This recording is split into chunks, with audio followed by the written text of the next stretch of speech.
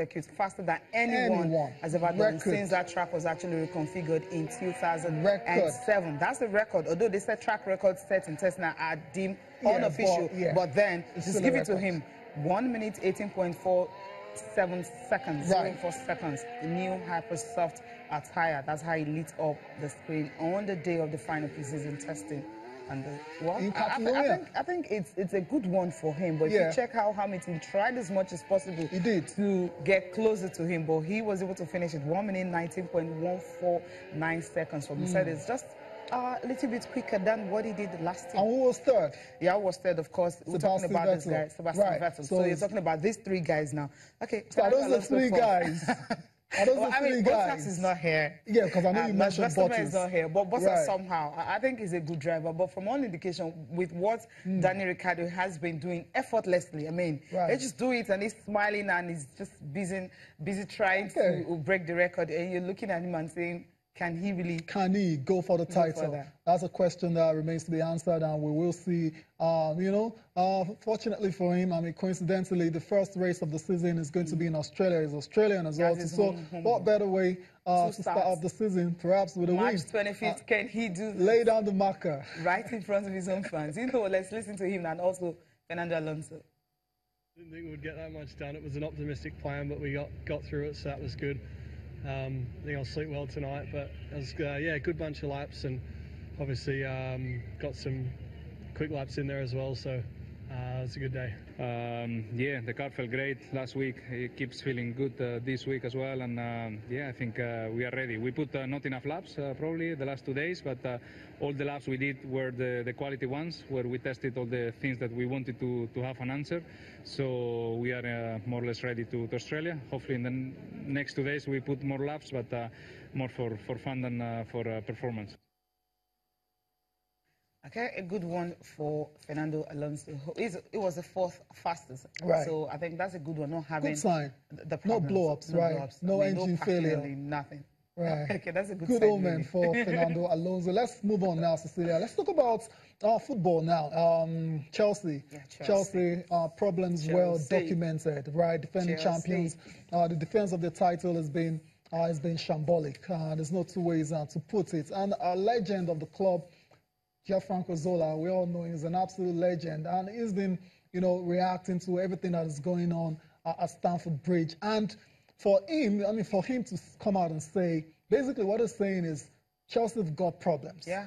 And for that to come from a legend who knows the club inside out, I think we should take him seriously. Take him seriously, because if you check a club that have lost 4 of their last 5 games, I mean, we're talking about champions here. That's a bad run. Yes, we're talking about champions here, not just any other club. That's not just we're not talking about clubs like West Ham or Watford, but we're talking about Chelsea here. So for him to be talking, he was actually cramped at the International Motor Show, representing the shirt sponsor of Chelsea. Right. And that's why I was thrown this question. I mean, what's really happening to Chelsea? If he's the one, will he want to let Conte leave? But Conte, because of what he has achieved in his very first season, so you want to give such a coach a chance to turn things around. But if you look at Conte's body language, it's like he's not interested in the job anymore. Yeah, the things he's been saying, the way he's been behaving, total different departure from the Conte we saw here last season, where everything was all rosy. Yeah, right. I guess that's what happens when you're winning. When you're winning, everything is all rosy. You're cool. And when you're losing, true character comes. I mean, there's a lot of pressure. He's not taking well. Yeah, everything has been saying. I mean, the last game against Manchester City, I've never seen Chelsea play that poorly in a long time.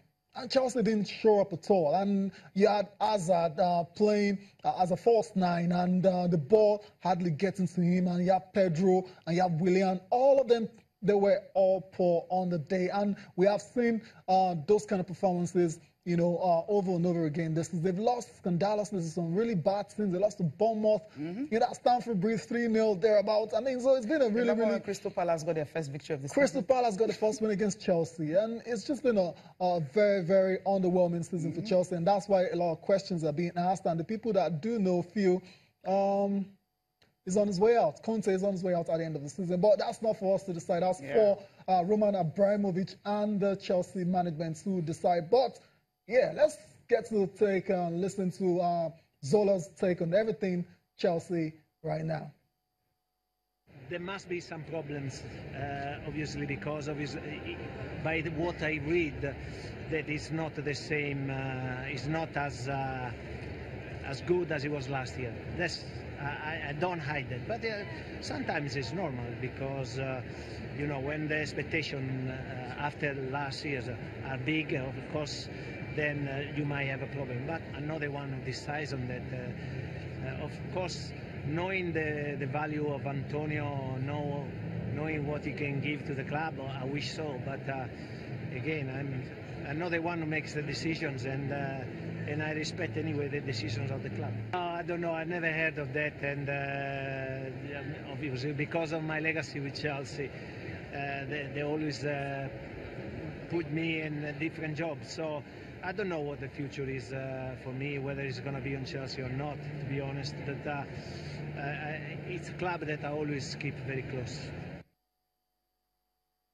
Yeah, Zola, absolute legend for Chelsea. He's also having to deny those reports that have come out recently linking him to the job at Stamford Bridge. And as a Chelsea fan, you can let us know on the show if you would like to see, if Antonio Conte does leave in the summer, would you like to see someone like Zola take his place, or perhaps any other manager that is available out there? Cecilia, I don't know about you, Zola on the Chelsea bench. I mean, is that a good fit? I'm like, it's not. I think it doesn't look good. Right. Yeah, because I know there's this rumor that he might just, you know, the current boss of Napoli might just be the one that Chelsea will go for. Oh, really? And Zola will be his assistant. I mean, that's more likely because we heard that a lot. But I don't think Zola will just be the main man. Because his managerial career hasn't been fantastic at all. So I mean, Chelsea will just be bigger than him, you know, like you're just going to throw Chelsea bigger than Zola right now. No, what I mean, because because not the Chelsea we know, like let's say 20 years ago. I mean, since Abramovich came in, he's been able to revolutionize the club in a way that you know, so it's more like bigger. All right, we'll go for a break now. We'll come back. We'll be talking about the CAF Champions League.